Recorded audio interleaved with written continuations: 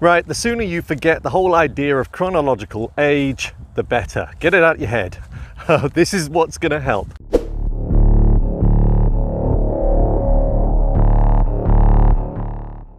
Okay, as always, these are my opinions, but the sooner, in my opinion, you get the whole idea of age and the concept of chronological age out of your brain, the better. I was reminded this morning of the whole idea of age and time and it all being a concept, a construct that's just been created by us humans. And I think I've mentioned this before, so I'm not going to go into detail about it, but for me, I don't consider this marker of age as anything, as an indicator of my biological age. And I think the sooner you folk out there that are approaching the supposed chronological age of 50, the sooner you get this whole idea out of your brain, the better. That's kind of the first step. Because I've seen countless folk approach that age of 50, and not only are they dreading it beforehand, but they're almost assuming that when they hit that figure, that's it. They're over the hill. That their life is going to go downhill. That certain conditions are going to start kicking in that will effectively significantly diminish their quality of life. And of course, all of that is rubbish. However, I think if you do have that concept in your mind, then actually all those things will manifest. One of the things I see quite frequently is, of course, especially in us men, when we supposedly approach this term of middle age, and I'm not saying, by the way, you can completely counter the negative effects of staying on this planet for a longer time. That's impossible. All animals, all living things eventually start to deteriorate. That's going to happen. But I am saying you can reverse your supposed biological age. And I think the first thing us blokes quite often turn to the excess body fat that we start growing around the midriff. And for many blokes, I think this acts as a marker. In other words, oh, blimey, it's starting to happen. This is obviously middle age. It's because I'm such and such an age. But again, it's all rubbish. You don't have to fall foul of those deteriorating concepts. There are many, many things you can do to prevent those things from happening, and also for living a full and happy and exciting life. And I'm taking me as a perfect example in the sense that the quality of life that I have from a health perspective, from a cognitive perspective, is far greater than it used to be. And it is because of the methods that I employ. So the following ideas and methods are things I think you should start to consider and look at. Do your own research. Don't just take my word for it. But I'm fairly confident if you start to employ these things, you will start to reverse that biological age. Now, the first one, let's talk about that midriff, because I think there are very easy methods that you can start to employ and you'll see noticeable changes. So the first thing, of course, is there is this term fasting. It's getting more popular, and I'm really grateful for the fact that it is. I'm glad that the term fasting and the whole idea of fasting is gathering a pace, because before it was really just a select few that would do it, and everybody else would look to these people thinking, you're crazy, you're nuts. How can you not eat? You're supposed to have 3 square meals a day. All these ideas that were created by marketing folk to get us to eat more. So a really, really simple thing you can do, and I've mentioned this before, and I'm not going to go into too much detail about it, is intermittent fasting. This will boost your energy. It will start to burn some fat stores. It will accelerate the digestion process. It will, in fact, remove some minor diseases, all these things. This is exactly what happens when you intermittent fast.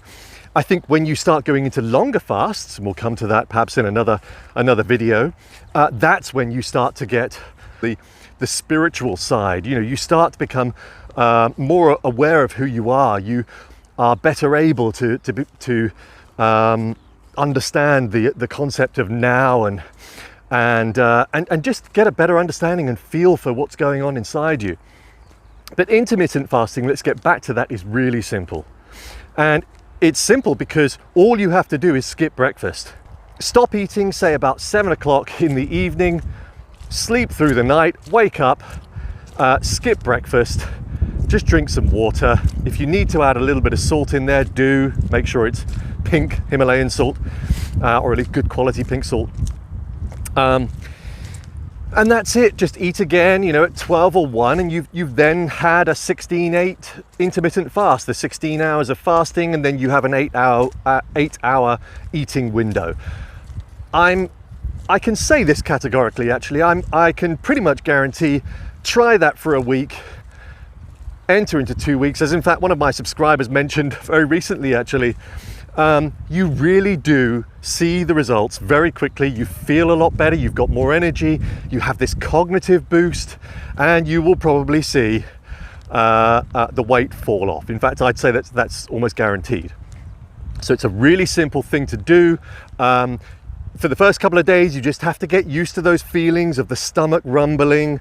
The normal indicators that we previously assumed were markers for needing to eat. Just ignore them, and after a couple of days, you'll get used to that feeling. Honestly, it's fine, it's easy. Second of all, work less, but work smart. So I'm not saying be lazy here, but I am saying that probably one of the biggest causes of feeling older would be stress and anxiety. So I'm talking to you folk that do work those jobs that are more than 9 to 5. If you're doing that and you're happy and you're engaged and you wake up every morning and you feel alive, then keep doing that job, because it's obvious that you're meant to do it. But if, let's say you're an accountant, you go into work and you're stuck behind a computer all day, you very rarely step away from your desk, and parts of the day I'm sure are interesting, but a lot of the day you're either clock watching or thinking about other things, you're distracted. That's not the job for you, and that's probably a job that's going to cause more stress and anxiety. And I would also imagine it's probably a job that you do for longer than 9 to 5.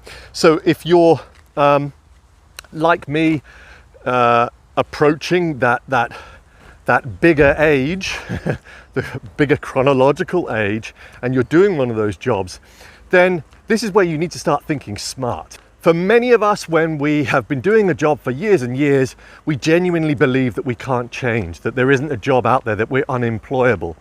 That's rubbish, because number one, there will always be a job out there for you. It might just mean that you have to take a big salary cut, but you'll probably find that the enjoyment, the engagement that you're going to get out of that is far greater than the job you've got right now. This is where you need to start thinking beyond that whole idea of making a supposed net figure each month, because do you really need to? Are all the things that you've accumulated in your life really things that you need? You think you need them because you've been told by marketing and brands that you need all these things, but do you really? Live simpler, live smarter, and you'll start to reduce your stress and anxiety. So this is a really, really important point.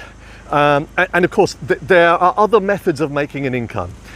You know as well as I do, if you watch my journey, I make an income that's slowly growing now out of something called passive income. And I'll drop a link below so you understand a little bit more of what I do and how I do it. It works. Right, now, number 3, if you've seen one of my other videos on an acronym called HIPAA, H-I-I-P-A, which stands for High Intensity Incidental Physical Activity, the whole idea of the video is that you don't need to think of the whole idea of exercise. In fact, you can build your day doing physical activity in short bursts, and so long as you raise your heartbeat, say three times a day, that's all you need to do. When I wake up, to give you an example, I wake up, I am fasted like all of us, but I don't eat a breakfast. And what I do immediately when I get up, I start doing something called the 5 Tibetan rites, which is just a very easy full body yoga routine, doesn't take any time. I do my Wim Hof method. And I do a few exercises. And I love exercise. So for me, the term HIPAA is brilliant because it's a brilliant message for those that don't like the term exercise. I enjoy exercise, so I build it into my day. But one of the things that will absolutely give you an immediate energy boost that you'll start to see noticeable differences in your body shape within the first few weeks will be exercising on a fasted stomach. You know, when I used to do endurance stuff, I had heard of people not eating their breakfast, and at the time I used to think, you're crazy, what are you talking about? You have to eat. When you wake up, of course you have to eat. You need energy for the day. What's brilliant is, of course, we now know that is rubbish. There's lots of science and research to prove this. But I think because we've been told this message for so long, many people out there still believe that you need that. And I certainly used to believe that I couldn't possibly go for a run, I couldn't possibly exercise unless I'd had some food in the morning. So again, it is all rubbish. It's just stuff you have to get used to. And the easiest way to get used to that is to start thinking about us human folk that were around, 1,000+ years ago, or less even. We didn't have the concept of breakfast. We didn't have the concept of regular eating, because it was really just about eating whenever we could, whenever we were able to scrounge and find and hunt for it, then we ate. So it's easy now to think that as humans we haven't changed physiologically since that time, so it's fairly obvious that our bodies aren't meant to be eating as much as we do. So to get over all of that is really just a mindset change. But I guess in order to set that mindset and get the template in your brain so that you are reminded every day not to eat, you do need to go through practice. And that regular practice of not eating in the morning, eventually you'll get used to it. And honestly, you will thank me and others for it. Now, another way to start reversing that biological age is, of course, to get into meditation and mindfulness. The more time you spend in the now, in other words, the more time you are aware of the present moment, the more you will actually stop clock watching anyway. The more you'll start to enjoy life. And by the way, the easiest way to approach mindfulness is to simply start focusing on your breath. Just become more aware of your breathing, become conscious of your breathing. There is in fact a term called conscious breathing, and all that is really is you consciously become aware of your diaphragm moving out as you breathe in. Take a full breath all the way and keep it flowing to the exhale all the way, and you're just concentrating on that breath, and you're imagining your stomach push back in as you exhale before you get to the bottom again, and then you inhale, and you keep this fluid, almost wave-like movement going, and you just consciously become more aware of the whole breathing mechanism. Perhaps get images in your mind of the breath coming through your nose. And by the way, obviously breathe more through your nose than you do through your mouth. As well as I do. If you don't, then read The Oxygen Advantage by Patrick McKeown, that by breathing through the nose, you get a better oxygen uptake. It sounds strange, but actually when we feel like breathing through our mouth to suck in more oxygen, we're actually losing much of that oxygen to other processes. It's not actually soaking into the body. There's probably better ways and more scientific ways of describing it, but I honestly read that book, the Oxygen Advantage by Patrick McKeown, and he'll go into a great deal of detail about why you need to do that. But breathe through the nose. It's far better than breathing through the mouth. And as I say, just become more aware of that breath. So something else I think you should consider is to play more. If you check out the YouTube channel of a guy called Stephen Jepson, this is a guy whom I think is about 75, certainly mid-70s. And he's created this channel that's linked to his business, and it's a real indication that the more fun you have at any age, the better able you are to stay healthy, to stay happy, and the better able you are to reverse that biological age. So his whole concept is to have more fun.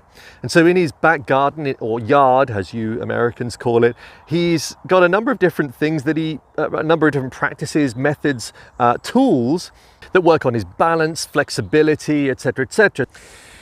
Grounded, get grounded. Now, This is one of those things that I think a few years ago I probably would have thought was a little bit woo-woo, a little bit nonsense, but luckily there's now far more research and science backing this, and I've been doing it for quite some time, and I really do believe it has a significant impact on your life, because the absolute opposite impact of what this will help to eradicate is electromagnetic stress. All the technology that we're using right now has the positive ions that are infecting our bodies are having an impact, and I think these probably will be factors that will deteriorate your body pretty quickly. We are in that phase now, aren't we, where all this technology is coming in thick and fast. We've been using it only really for a short space of time. We don't really know the significant impact, the adverse effects it's likely to have over a long, prolonged period of time. But for me, I'm all for not waiting till we have absolute answers on this, and just coming up with some ideas that will help to eradicate it.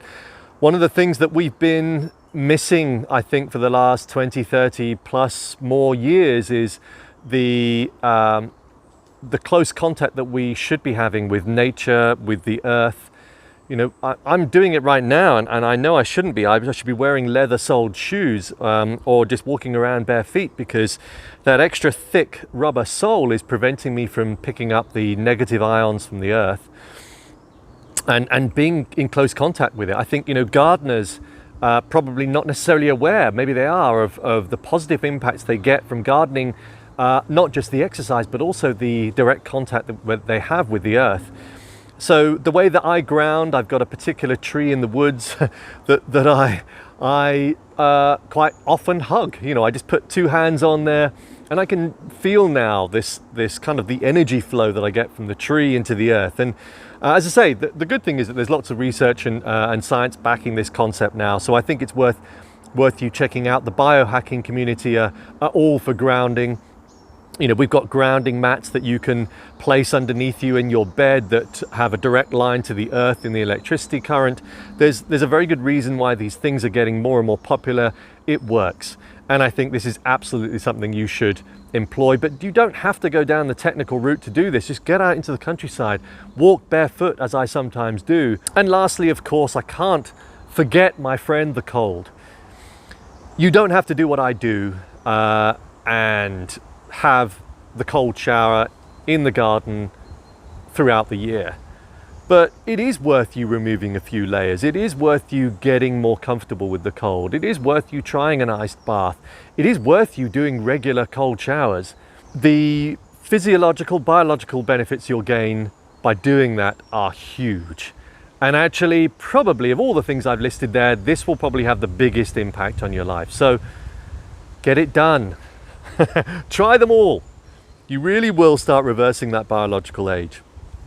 Evolution of Dave signing off. Thank you for watching.